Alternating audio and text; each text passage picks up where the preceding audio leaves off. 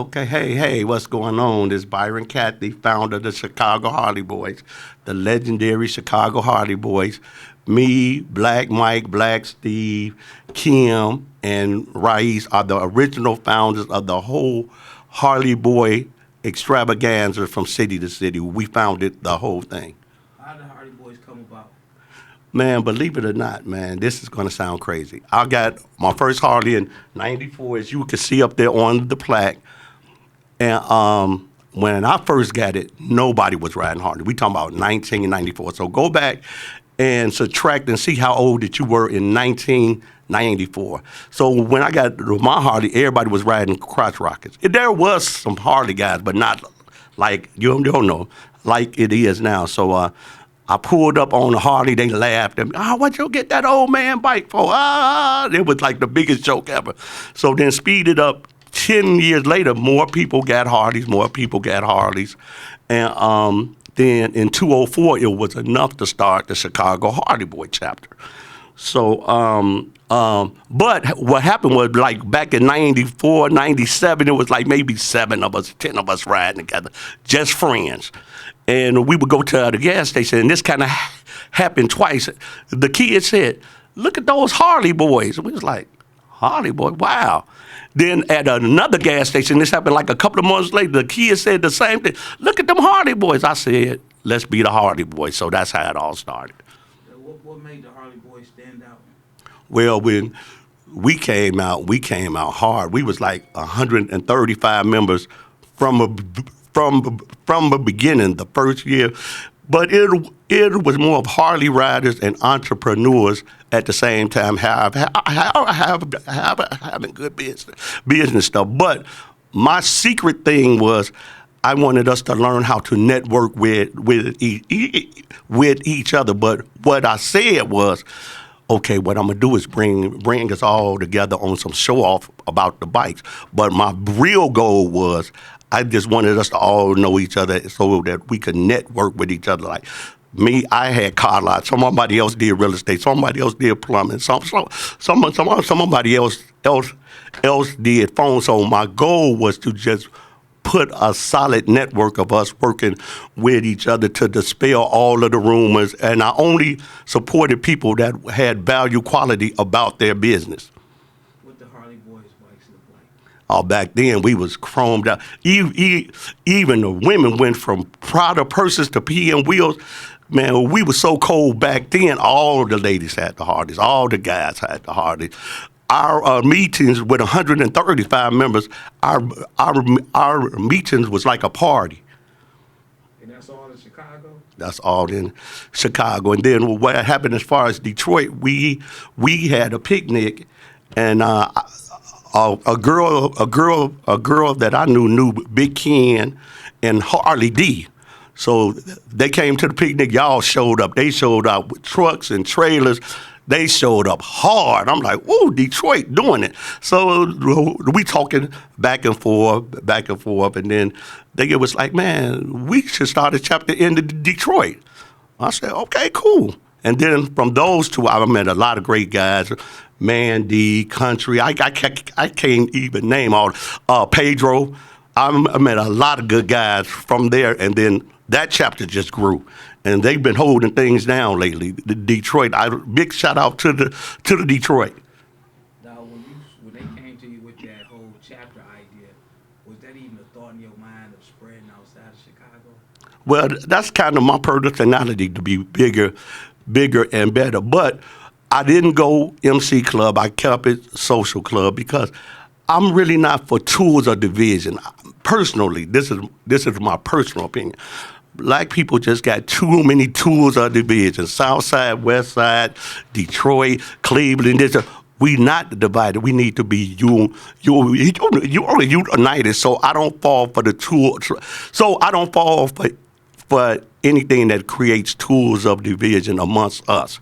Something is fun with friendly competition, but when they get ugly and then they get to hating and then they turn ugly, that I don't support at all. I feel like we're all as one. Period. No, but as far as the growth going from Chicago to Detroit, building the club from Detroit, Harley Boyz coming from Chicago, Harley Boyz. Did you ever see that being something? And when it came to you, you know, what was your reaction? Hey, let's start a Detroit thing. Was that something that you were, you know, expecting, or it just kind of happened? Yeah, that kind of fell in my lap with Big Ken and Harley D. So that's something that fell in my lap. But it sparked the idea, and then Detroit ended up doing so good that they influenced Cleveland, and they influenced what's the other chapter? Man, my mind is gone. How could Detroit, Cleveland? I'm sorry, and Toledo. So Detroit was a big influence on those two chapters, Jordan. It is like owning a McDonald's. Sometimes some McDonald's do better than others, but Detroit has been a major influence in this. Okay, that's cool. Now, when you put all the chapters together, what would be the bike count, man, and the rep that the Detroit, the Cleveland, Toledo, and the Chicago Harley Boyz had, as far as just the Harley Boyz as a whole? Well, I don't have a number. That's something that I have to look up. But I only worry about, are we being represented right, and are we influencing other people? So if it's just two of us, that is my motto. Okay, cool. Now, what is the Harley Boyz about? Man, the Harley Boyz is about, I call it a adult recess. Usually, if you could afford a Harley, you got something going on in your life, the reason that you could afford a Harley. So this is adult recess. This is adult recess. So the clubs are really to promote togetherness, have fun, network together. So that's the basic concept. Really, for me, networking. Let's network. Let's figure it out. Let's take care of each other. When you talk about the Harley Boyz, man, what's some of the friendly competitions, man, that you have been involved in, as far as the club and the bikes, and you know, the representation, the pull-ups, going to these different clubs, and people talking about the Harley Boyz? What I like about is every city got their own vibe. They got their own energy. They stand independently of each other. I like that independence of each city. So there, everybody pretty much got their own vibe.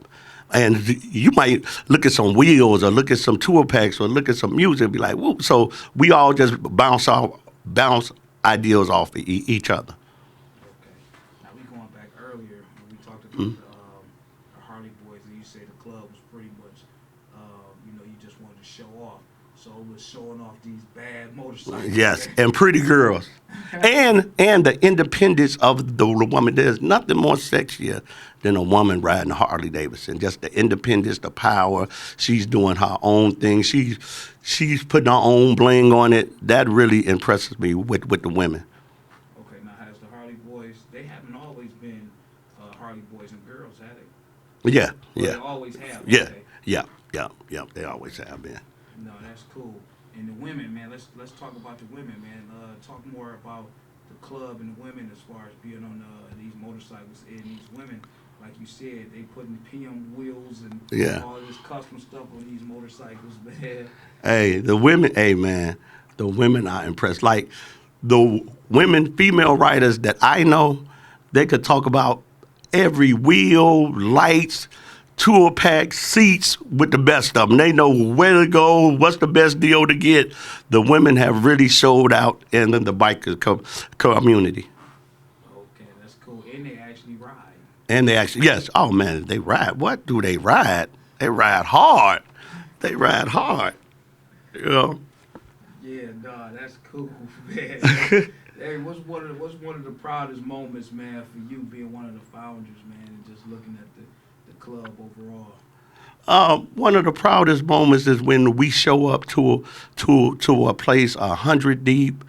We all acting like we got sense. We all used to having stuff, and we kind of dispel all the perceptions of, you know, black people can't work together, black people can't do this. I carry a chip on my shoulder about that. I want to prove all of that wrong. But as anything, you need like-minded people to know that. Oh, okay. And people sometimes look at motorcyclists, bikers. They look at them in a negative light. Yeah. Now, you guys being the Harley Boys and Girls, you guys was everything but that. Yes. Very fashionable. Yes, very fashionable. That's something that I'm proud of, and that's not to knock nobody else or in any type of. But this was my vision. That was your plan. That No, was the plan, right? your club. That's the what's the word I'm looking for?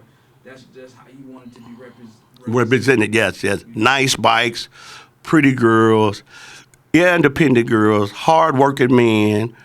Principal characters, and we could get into it. Two people could get into it, but if both of them got character, they know when not to take it too far.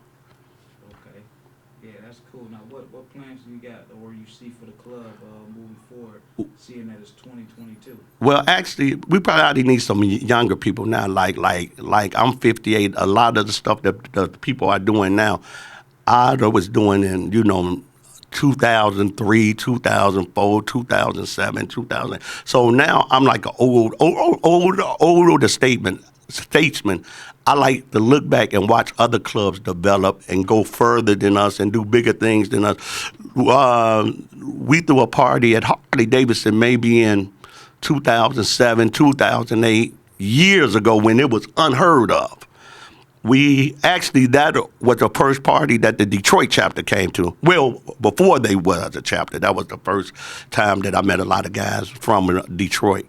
And we had a party at the Harley Davidson dealership, actually a picnic, and that was like unheard of back then. Now it's common, but back then that was unheard of. And at one of our picnics, we raffled off a Harley, which that was very cool. Like a guy really won a Harley.